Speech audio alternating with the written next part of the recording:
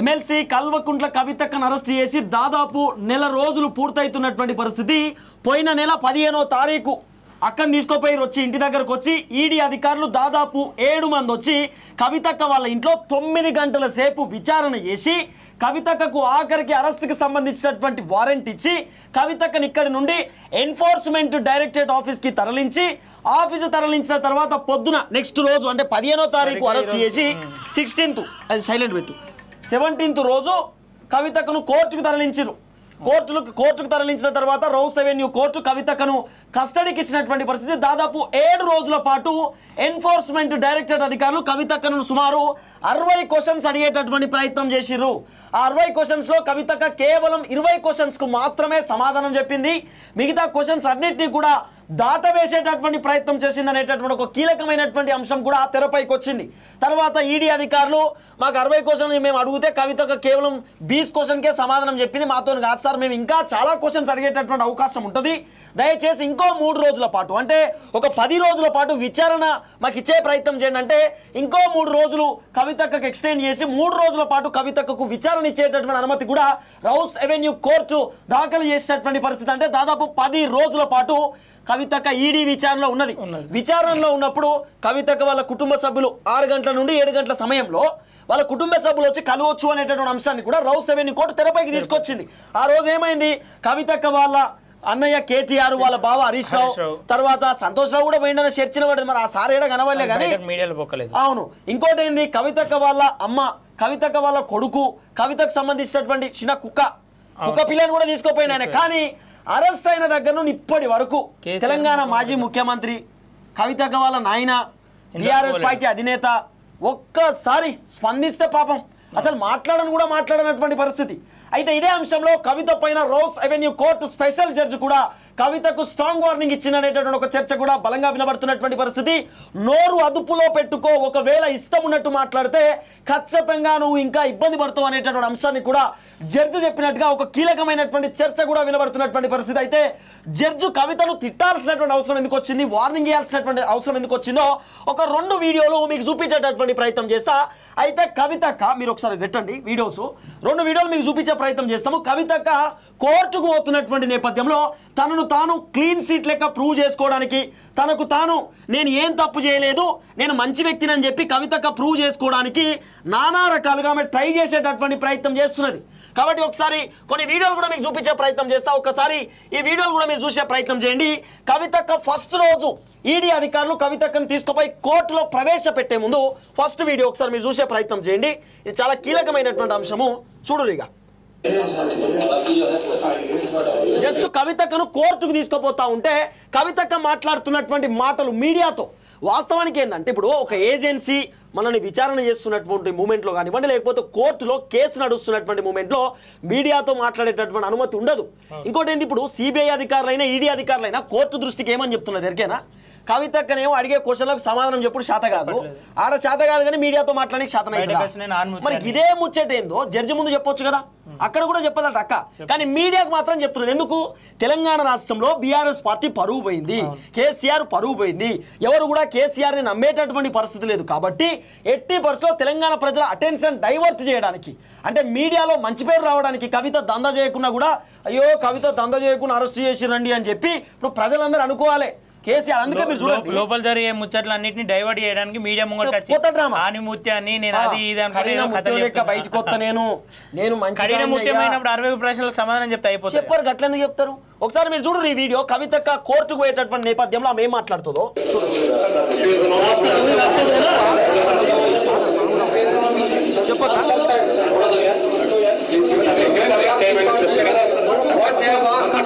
Same thing that as 1 year back, it is an illegal arrest. We are going to fight it out. It is a political case. It is a fabricated case. It is a false case. We are fighting. ఇన్నరా illegal case, false case, కావాలనే arrest చేసిన అనేటటువంటి మాటలు కవితక్క మాట్లాడుతున్నది. ఇప్పుడు without judgement మీరు ఎట్లా మాట్లాడతారండి? ఇప్పుడు నువ్వు ఫాల్స్ కేసా, పొలిటికల్ కేసా, ఇల్లీగల్ కేసా అనేది కోర్టు డిసైడ్ చేస్తారు కదా, జడ్జి డిసైడ్ చేస్తారు కదా. ఒకవేళ నిజంగా అది ఇల్లీగల్ అయితే కేసీఆర్ ఇంతవరకు నోరు మూసుకొని ఉంటుండే. ఎందుకు మూసుకొని ఉంటారు? బయటకి వెళ్తుండే 3-4 సార్లు ప్రెస్ మీట్ పెట్టిండు కాక, 2-3 సార్లు భారీ బహిరంగ సభలు అటు ఇటు తిరుగుతూ ఉన్నాడు, మరి ఒక్కసారి మాట్లాడు. ఆఖరికి ఇదే కేసీఆర్ మన లాంటి మీడియా జర్నలిస్టులు పోయి ప్రెస్ మీట్లో పోతా ఉంటే వాళ్ళకి చెప్తారట ఫస్టే మేము ఈ పేపర్లు ఇస్తున్నాం అవే క్వశ్చన్లు మీరు అడగాలి, కవిత గురించి అడగొద్దు అని చెప్పి ఫస్టే జర్నలిస్టులకు వార్నింగ్ అట. ఇంత ఎందుకు మరి కేసీఆర్కి ఇంత బాధ ఎందుకు అవుతున్నది? నిజంగా మీ బిడ్డ దందా చేయకపోతే నువ్వు మాట్లాడాల్సిన అవసరం ఉంటుంది. అంటే కవితకే ఫస్టే చెప్తా ఉన్నది మీడియాతో మాట్లాడుతున్నారు అక్క ఫాల్స్ కేసు, ఇల్లీగల్ కేసు, ఇది మనీ లాండరింగ్ కాదు ఇంకో లాండరింగ్ అని చెప్పి కవితగా మాట్లాడుతున్న మాట ఎట్లా మాట్లాడతారండి? ఎట్లా పాసిబుల్ అవుతుంది? చూడండి,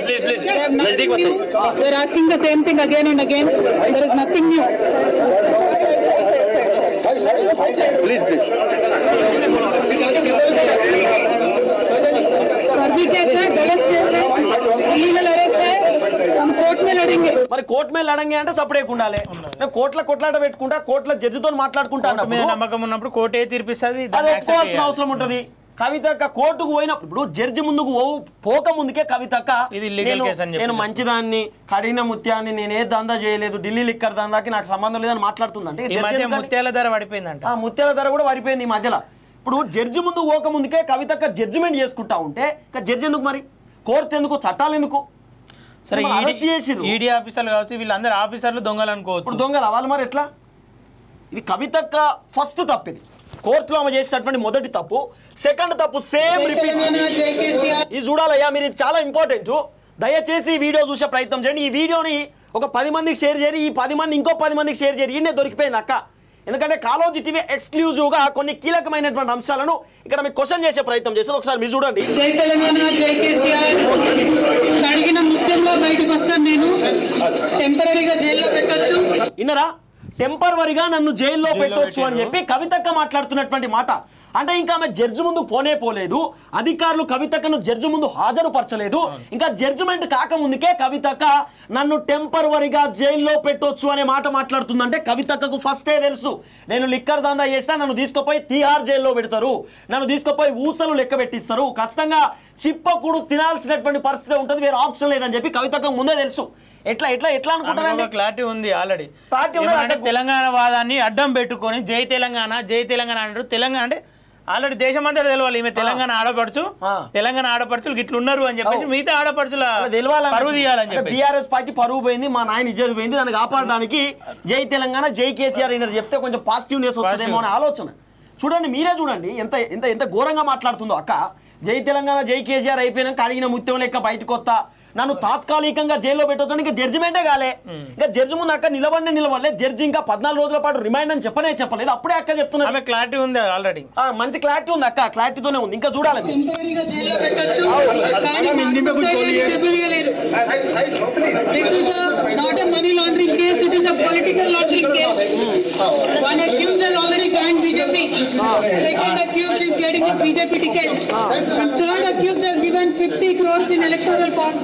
This is not a money laundering case, it is a political laundering case.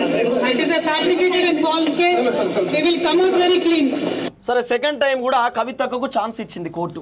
సరే, మాట్లాడుకున్నది పెద్ద ఆమె బాధ ఏదో ఉన్నట్టున్నది, పాపం చెప్పుకున్నది మీడియాతో అని చెప్పి కోర్టు కూడా అనుమతి ఇచ్చింది.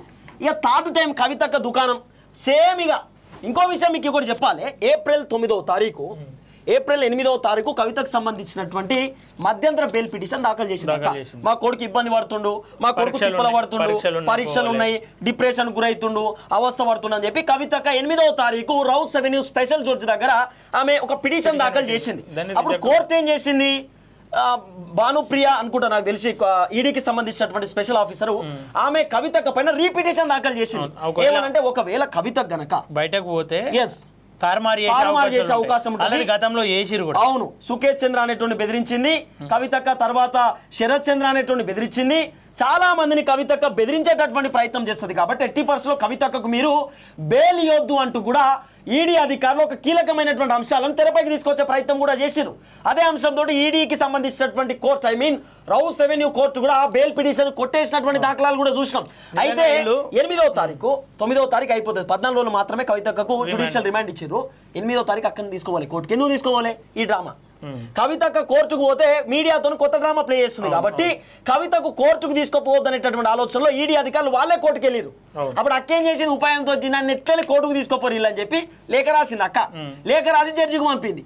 సార్ నన్ను కావాలని ఇబ్బంది పెడుతున్నారు సార్, ఈడీ అధికారులను వీళ్ళందరూ కలిసికట్టుగా నా మీద దాడి చేస్తున్నారు సార్, నేను తిప్పల పడుతున్నా, నేనేం చేయలేదు సార్, నేను కడిగిన ముత్యాన్ని సార్, నన్ను కాపాడురు సార్ అని చెప్పి జడ్జికి మేము లేఖ రాసే ప్రయత్నం చేసింది.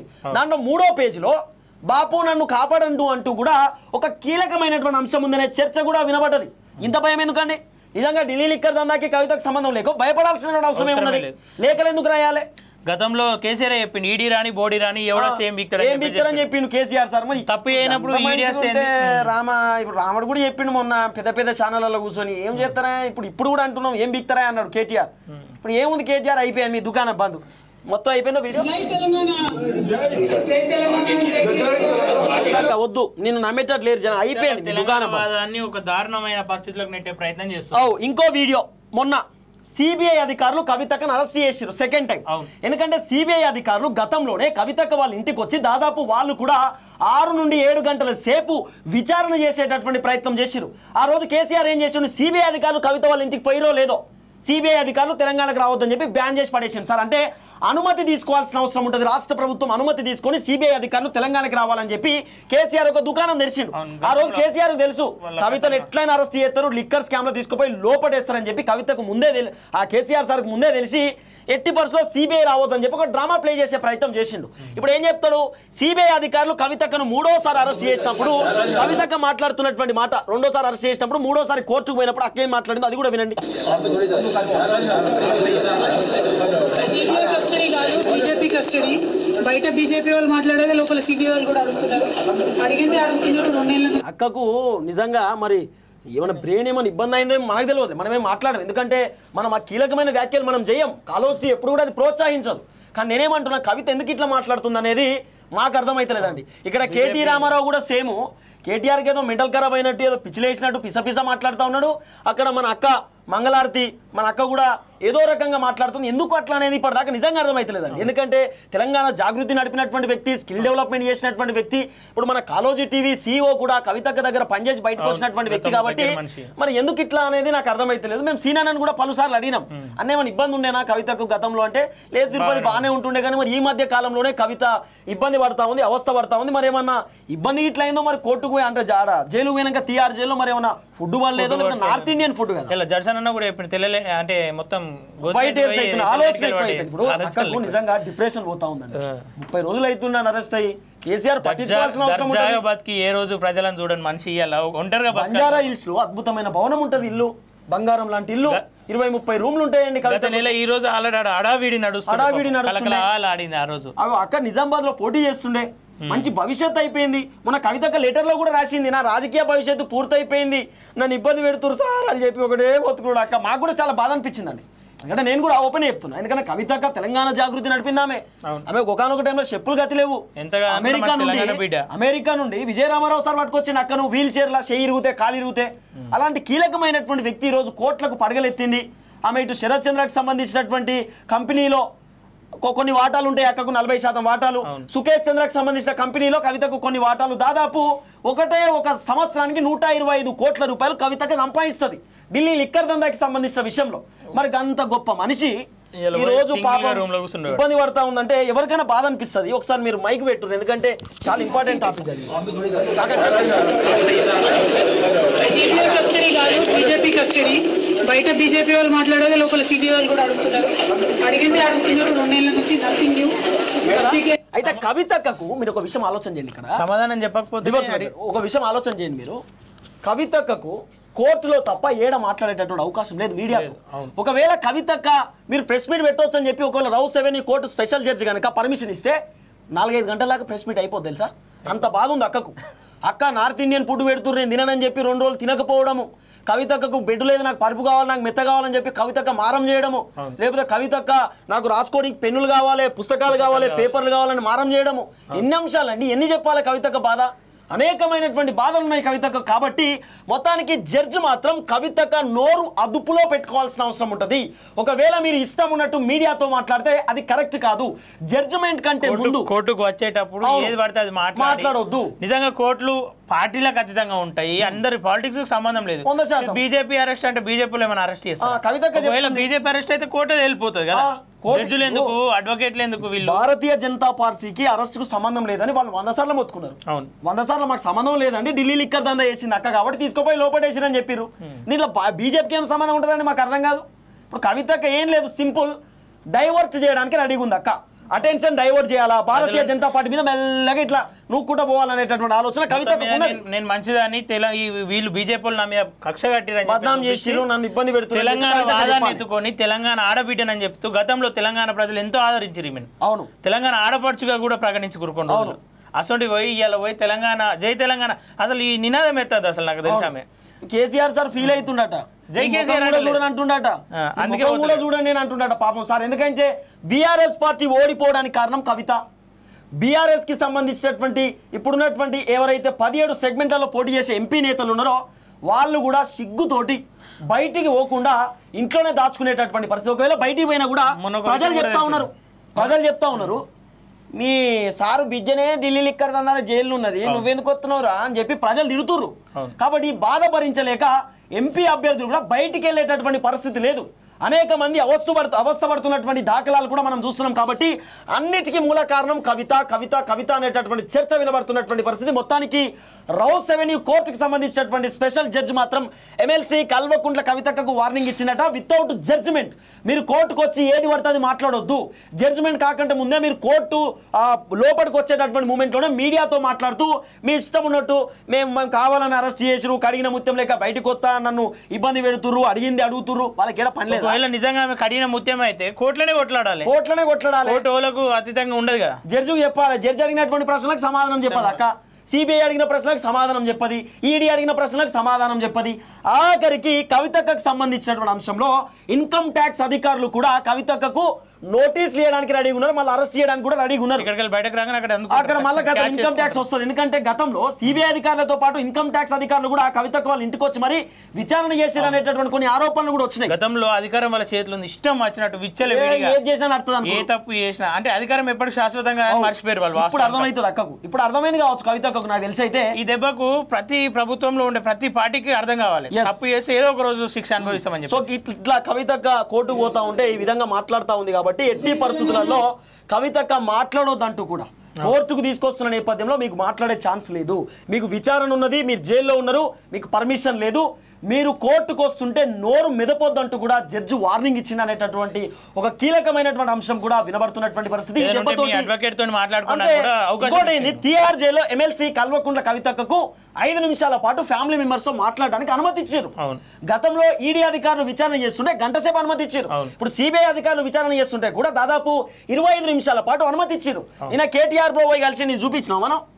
కేటీఆర్ బ్రో నిన్న మా కేటీఆర్ బ్రో పోయి మా అక్కని కలిసి నిన్న అనేకమైనటువంటి అంశాలు తెరపై తీసుకొచ్చిందట. నువ్వు అధైర్యపడకు, ఇబ్బంది పడకు, మేమున్నాం నీకు తోడుగా, నీకు బెయిల్ వస్తుంది, నువ్వు ఎట్టి పరిస్థితుల్లో టెన్షన్ పెట్టుకోకని చెప్పి నిన్న నిజాలు బయట పెట్టకు, అంతలోపు అర్థం కదా అని చెప్పి చెప్తాడు వాళ్ళ భర్త మన కేటీఆర్ బ్రో. నిన్న ఇంకా ఆయన ఉంటాడు తుకుడా మన కౌశిక్ రెడ్డి హుజరాబాద్ ఎమ్మెల్యే, నేను చచ్చిపోతాను బెదిరిస్తాడు కదా సారు, బిడ్డలను అడ్డం పెట్టుకుని గెలిచింది. సరే అదే అంటే పాపం ఎట్లో ఇక వాళ్ళు రాజకీయాలలో కొనసాగడం. ఈ రోజు రాజకీయంలో కౌశిక్ బ్రో నమస్తే పెడుతుండే, ఎవరు పెట్టిరు మరి ఆయనకు నమస్తే ఇట్లుంటది అన్నట్టు కౌశిక్ రెడ్డి. వీళ్ళందరూ కూడా నిన్న ఎమ్మెల్సీ కల్వకుంట్ల కవితక్కను కలిసేటటువంటి ప్రయత్నం చేసిరు. నిన్న కలిసి కవితక్కతో మాట్లాడినటువంటి పరిస్థితి కూడా నిన్న కొన్ని కీలకమైనటువంటి అంశాలు కూడా కవితకు చెప్పొచ్చిరాట. నువ్వు అధైర్యపడకు, నువ్వు మంచిగా ఉండు, ఏమి ఇబ్బంది లేదు, నీకు 25 నిమిషాల సమయం ఇచ్చిర్రు, నీకు ఏ టెన్షన్ ఉన్నా మాతో మాట్లాడంటే నిన్న కవితక్క చర్చన పడుతుంది. మేమైతే కాలేజ్ టీవీ కెమెరాలు పట్టుకొని పోయి చూడలే, కెమెరాలలో రికార్డు మేము చేయలే, కానీ కొంత సోషల్ మీడియాలో వినబడుతున్నటువంటి చర్చ గురించి మేము మాట్లాడుకుంటే కవితక్క కేటీఆర్తో అట్లా వాళ్ళ కుటుంబ సభ్యులతో కూడా పలుసార్లు అడిగిందట, నాన్న వస్తలేడు ఎందుకు, నాన్న మాట్లాడతలేడు ఎందుకు, నాన్న నిలైన కూడా ఎందుకు స్పందిస్తలేడు అంటే, నాయన నీ ముఖం చూడడానికి ఇష్టపడతలేడు, నాన్న నీ ముఖం చూడలేకపోతున్నాడు, నీ గురించి మాట్లాడితే కూడా నాన్న ఇబ్బంది పడతా ఉన్నాడు, కాబట్టి వచ్చేటటువంటి సిచ్యువేషన్ లేదని కూడా కేటీఆర్ ఇంట్లో ఎత్తొద్దని చెప్పి ఊసే ఎత్తొద్దని చెప్పి కేసీఆర్ చెప్పిండని చెప్పి నేను కేటీఆర్ బ్రో కవితకు చెప్పిండట. ఇంకోటి ఫామ్ హౌస్ లో ఎవరో తీసుకుపోయి కవిత పిటిషన్ క్యాన్సిల్ అయిన రోజు అవును ఆ వార్త చెప్పగానే ఎవడైనా నిన్ను లోపల రానిచ్చిందని చెప్పి వీళ్ళకి బీజేపీ అరెస్ట్ చేయించిందని వాళ్ళకి ఎట్లా అర్థమవుతుందో మనకు కూడా గట్ల వినబడ్డాయి. బీజేపీ అరెస్ట్ అని కవిత చెప్తా ఉంది కాబట్టి మరి ఎవరు చెప్పిరో మాకు తెలియదు, మాకు కూడా ఎవరో చెప్పలే కానీ చర్చన పడుతుంది అంటారు. కొద్దిగా చర్చన మేము ప్రస్తావించే ప్రయత్నం చేస్తా ఉన్నాం. మొత్తానికైతే ఎమ్మెల్సీ కల్వకుంట్ల కవితకు అనేకమైనటువంటి ఉచ్చు బిగిస్తున్న పరిస్థితి. ఫోన్ ట్యాపింగ్ దందా అని చెప్తా ఉన్నారు. కవితకు ఎట్టి పరిస్థితిలో తప్పించుకునేటటువంటి పరిస్థితి లేదంటా ఉన్నారు. కవితకు జడ్జి కూడా కీలకమైనటువంటి వార్నింగ్ ఇచ్చిన అనేటటువంటి చర్చ కూడా వినబడతా ఉన్నది. అనేకమైనటువంటి కోణాలలో ఎమ్మెల్సీ కల్వకుంట్ల కవితక ఇబ్బంది పడుతున్నటువంటి పరిస్థితి. సో వైపు కేటీఆర్ కూడా అనేకమైనటువంటి ఉచ్చులు బిగిస్తా ఉన్నాయనే చర్చలు కూడా వినబడుతున్నటువంటి పరిస్థితి. ఈ అన్ని అంశాలలో మొత్తానికైతే కవితక బయటకు వచ్చే సిచ్యువేషన్ మాత్రం లేదు.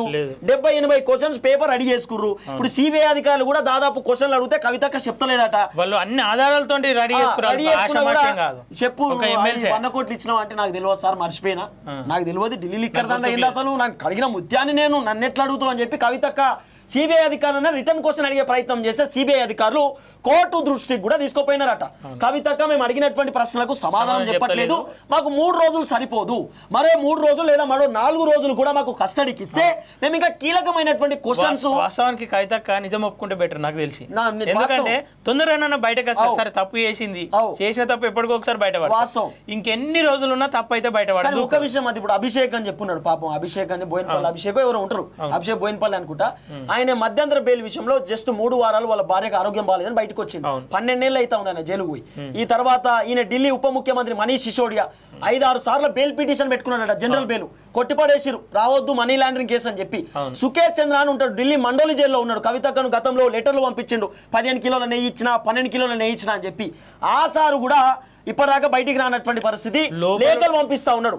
తర్వాత ఇంకా కీలకమైనటువంటి ఎవరైతే శరత్ చంద్ర అనేటటువంటి వ్యక్తి వీళ్ళందరూ అప్రూవ్డ్ గా మరి తిహార్ జైల్లో మగ్గుతున్నారు. కాబట్టి కవితక్క గనక నిజం ఒప్పుకుంటే నన్ను తీసుకుపోయి 3 సంవత్సరాల పాటు జైల్లో పెడతారేమో. సో కఠినమైనటువంటి శిక్షలు ఉంటాయి దీంట్లో, ఎందుకంటే పిఎంఎల్ఆర్టీ ఆర్టికల్స్ అనే సంథింగ్ ఉంటాయి, ఏదో ఆర్ట్స్ ఉంటాయి, అవన్నీ కూడా చాలా కీలకమైనటువంటి అంశాలకే ముడిపడి ఉంటాయి. కాబట్టి కవితక్క బయటకు వచ్చే పరిస్థితి లేదు అని కవితక్కకు చెప్పుడుతోటే ఒప్పుకోవద్దు, నోరు విప్పొద్దు. ఒకవేళ నోరు విప్పేటటువంటి అవకాశం ఉంటే, ఒకవేళ నిజాలు ఒప్పుకునేటటువంటి పరిస్థితి కవితక్క చేస్తే ఖచ్చితంగా 3 సంవత్సరాల వరకు జైలు శిక్ష కూడా పడవచ్చనే ఒక చర్చ వినబడుతున్నదని చెప్తున్నాం. చర్చ అయితే వినబడుతున్నది, కఠినంగా శిక్ష వేయొచ్చు అనేటటువంటి ఒక భయంకరమైనటువంటి చర్చ కూడా వినబడుతున్న పరిస్థితి. ఇదే నేపథ్యంలో కవితక్కను ఇంకో 3 రోజుల పాటు కోర్టు కస్టడీకి ఇచ్చేటటువంటి సిచ్యువేషన్ కూడా ఉన్నది. కానీ కవితక్క ఎంత ఇబ్బంది పడుతుంటే నిజంగా 10 రోజులు అప్పుడు, మళ్ళీ ఇప్పుడు 3 రోజులు అయిపోయింది, మళ్ళీ 3 రోజులు చాలా ఇబ్బంది. ఇప్పుడు మీరు చూడుర్రి, ఓన్లీ కవితక్క చేయబట్టి బీఆర్ఎస్ పార్టీ 2 BHK మాత్రమే మిగిలింది, ఓన్లీ 2 BHK. మీరు చూడుర్రి, కేటీఆర్ BHK అంటే నువ్వు లెక్క పెట్టుకో, 2 BHK. బి అంటే బీఆర్ఎస్ పార్టీ, హెచ్ అంటే హరీష్ రావు, కే అంటే కవిత, కేసీఆర్, కేటీఆర్. ఏముందా ఇంకా మొత్తం అయిపోయా, ఏముంది చెప్పి పార్టీ కథం అయిపోయా కవితక్క చేయబట్టి. ఓన్లీ కవిత చేయబట్టి. ఇంకో వార్త కూడా వినిపిస్తుంది, త్వరలో హరీష్ రావు కూడా జంపు కొడుతున్నాడు. హరీష్ రావు అసలు పత్తలేడు, మనిషి కనబడతలేడు. నేను ఇంతకుముందే సీనాన్న కాల్ చేసిన, అన్న మరి హరీష్ రావు లేడు కదంటే నెంబర్ 1 పిదా నువ్వే ఫోన్ చేయని చెప్పి సీనాన్న చెప్తే ఫోన్ చేస్తే లేవచ్చి వాళ్ళ పిఏ లేవచ్చి ఉన్నవండి బిజీగా ఉన్నాడు సార్ అన్నట్టు కట్ చేసిన. అంటే గిట్లు ఉన్నది అన్నట్టు. మొత్తానికైతే ఓన్లీ కవితక్క చేయబట్టి బీఆర్ఎస్ పార్టీ చాప్టర్ క్లోజ్ అయిపోయేటటువంటి దశకు వచ్చింది. బీఆర్ఎస్ పార్టీని ఎవరు కూడా నమ్మేటటువంటి పరిస్థితి లేదు. బీఆర్ఎస్ పార్టీ దుకాణం బంద్ అయ్యేటటువంటి కార్యక్రమం కనబడుతున్నటువంటి పరిస్థితి. సో మొత్తానికైతే బీఆర్ఎస్ పార్టీ మనుగడ కూడా కొనసాగేటటువంటి పరిస్థితి లేదు. సో బీఆర్ఎస్ పార్టీని ఎవరు నమ్మే పరిస్థితి లేదు. ఇంకోటి చూడు, నువ్వు బీఆర్ఎస్ పార్టీ అభ్యర్థి లేడన్నా తిరుగుతుర్రా బయట? లేదు, ఏడన్నా భయపడుతురు. అసలు జనాలలో ప్రతిది ఒకటి లిక్కర్ కేసు అంటే జనాలకు ఏం తెలియదు అనుకుంటాం కానీ లిక్కర్ కేసు గురించి మాట్లాడుతుర్రు, ఫోన్ ట్యాపింగ్ గురించి మాట్లాడుతుర్రు, కబ్జాల గురించి, భూ కబ్జా అన్నిటి గురించి మాట్లాడుతుర్రు. అసలు జనాలకు ఏమన్నా పోయి మైకి పెడితే కవితక్క గురించి చెప్తుర్రా? అసలు ఊసలేదు. అంటారు కావచ్చు కవితక్క తెలుసు కానీ ఆమె గురించి మాట్లాడింది ఏమంటారు. కానీ నిజంగా కేసీఆర్ చేయబట్టి కవితక్క ఒంటరిది అయిపోయింది అబ్బా. కవితక్క నిజంగా ఒంటరిది అయిపోయింది. కేసీఆర్ ధీమా చూసుకొని వీళ్ళన్ని విచ్చలు విడిగా తప్పులు 10 సంవత్సరాలయ్యా కేసీఆర్ ఉన్నాడు, కాపాడుతాడు అనుకోరు. కానీ కేసీఆర్ ఆయన కాపాడుతాడు అనుకుంటే కేసీఆర్ కి ఫోన్ ట్యాపింగ్ ఉచ్చు బీసింది. పాపం సతమతంలో ఉన్నాడు, అయోమయంలో పడ్డాడు సారు. కానీ వాస్తవానికి వీళ్ళు కేసీఆర్ ఎందుకు మాట్లాడు ఫోన్ ట్యాపింగ్ బలంగా ఏడా బయటకు వెళ్తుంది అని చెప్పేసి కూడా సైలెంట్ మాట్లాడుతున్నారు. కానీ వాస్తవం చెప్తున్నాం, మేము మళ్ళా చెప్తాను కదా, బీఆర్ఎస్ పార్టీలో 2 BHK మాత్రమే మిగులుతుంది. మొత్తం పార్టీ నేతలు అందరూ కూడా పక్క పార్టీకి పోవాల్సిందే, వేరే కండువాలు కప్పుకోవాల్సిందే, వేరే ఆప్షన్ లేదు. ఆ 2 BHK కూడా మళ్ళా చెప్తాను, బి అంటే బీఆర్ఎస్, హెచ్ అంటే హరీష్ రావు, కే అంటే కేసీఆర్, కేటీఆర్, కవిత. ఈ 2 BHK మాత్రమే బీఆర్ఎస్ పార్టీలో కొనసాగుతుంది తప్ప ఉన్నటువంటి బ్యాచ్ మొత్తం కూడా పక్క పార్టీలో కనవకపోవాల్సినటువంటి పరిస్థితి కనబడతా ఉంది. ఎందుకంటే ఏపూరు కూడా వీకెండ్ ఏపూరి సోమన కూడా పోయింది ఆఖరికి. ఏపూరి సోమనకి అసలు ఏపూరి సోమనకి ఏమైనా క్రెడిబిలిటీ ఉన్నది? ఏపూరి సోమనకి ఏమైనా క్రెడిబిలిటీ కూడా వేయడానికి ఎలా దారుణమైన పరిస్థితి, చాలా బాధ అనిపిస్తా ఉంది. ఏది ఏమైనా కూడా బీఆర్ఎస్ పార్టీ దుకాణం బంద్ అయ్యేటటువంటి పరిస్థితికి వచ్చింది సార్. అది పెట్టు చాలా కీలకమైనటువంటి అంశాలు తెరపైకి వస్తున్నటువంటి పరిస్థితి. అనేకమైనటువంటి అంశాలలో బీఆర్ఎస్ పార్టీ సతమతమవుతున్నటువంటి పరిస్థితి. సో నాకు తెలిసైతే ఆల్మోస్ట్ బీఆర్ఎస్ పార్టీని తెలంగాణ ప్రజలు విస్మరించే పరిస్థితి లేదు, నమ్మే పరిస్థితి లేదు. ఏం చేయాలో అర్థం కాని సిచ్యువేషన్లో ఓవైపు కేసీఆర్ సార్ ఉన్నాడు, ఓవైపు కేటీఆర్ కూడా. మొన్న అలా కూర్చొని మన ఛానల్ పేరు చెప్తే మళ్ళీ మోసం అవుతుంది కానీ అలా కూర్చొని నార్కో టెస్ట్కు రెడీ. నేను ఏమంటారు నార్కో టెస్ట్ ఇంకో టెస్ట్ ఉంటుందా అన్నిటికీ రెడీ. నేను నా ఫోన్ ట్యాపింగ్ లో నేను లేను. గతంలో ఈడీకి రెడీ అన్నట్టు ఇప్పుడు నార్కో టెస్ట్ కు రెడీ అవుతాడట సారు. మేము క్రాస్ ఎగ్జామింగ్స్ కూడా నేను రెడీ అవుతా ఉన్నా, మీకు దమ్ముంటే రండి అంటున్నాడు. ఎవరిని? రేవంత్ రెడ్డి, కిషన్ రెడ్డి రావాలట. వాళ్ళతో నీకేం పని? వాళ్ళతో నీకేం? ఇప్పుడు నువ్వు గడ్డి తినవా అని చెప్తున్నావు మేము. నువ్వు గడ్డి తినవా, అన్నం తినవా, పొట్ట జీరుడు అవసరం లేదు, స్కానింగ్ చేపిస్తే అయిపోయి. స్కానింగ్ చేపి కిషన్ రెడ్డి చేంజ్ చేస్తాడు, కిషన్ రెడ్డి చేయాలి మరి స్కానింగ్. నీకు వాళ్ళు చేస్తే ఉన్నాడు వీక్తాడు కదా, మరి మంచిగా స్కానింగ్ చేపించుకో సార్ అని చెప్తా ఉంటే ఇలా కేటీఆర్ నిజంగా చాలా బాధ అనిపిస్తున్నటువంటి పరిస్థితి.